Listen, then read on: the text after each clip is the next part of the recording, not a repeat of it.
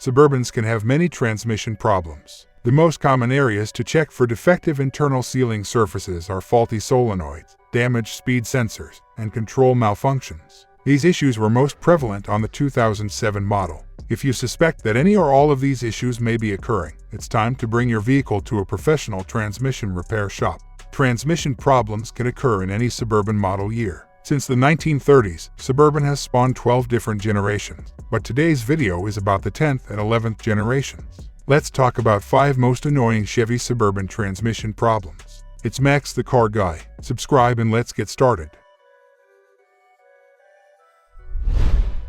The transmission refusing to shift. 2007 to 2015 Suburbans seem to sometimes be unable to shift into gear, mainly due to dirty transmission fluid or a low amount of transmission fluid.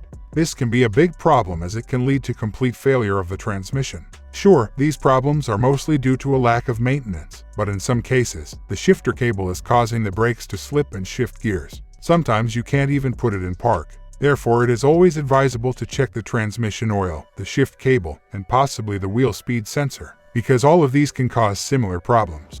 Differential bearing issues. Many 2007 to 2015 Suburban owners have reported an issue where the car tends to make strange noises coming from the front or rear differential area. This problem is mainly believed to be due to worn differential bearings, and the differential bearings need to be replaced to fix the problem. However, if it rattles when accelerating, it may be caused by a bad U-joint, which should also be replaced. Car shifting out of park. 2013 Chevrolet Suburban has a known issue that allows it to shift out of park using the car's transmission without the brakes being applied. Additionally, the vehicle can be shifted out of park position even if the ignition key is removed. Unsurprisingly, such a dangerous issue led GM to recall the particular 2012 to 2013 Suburban model, due to a broken parking lock cable that was believed to be the cause of this issue.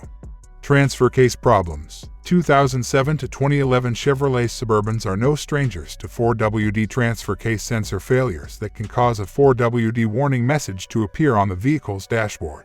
The exact problem for this issue may vary, so you should scan your car for errors in order to fix this issue.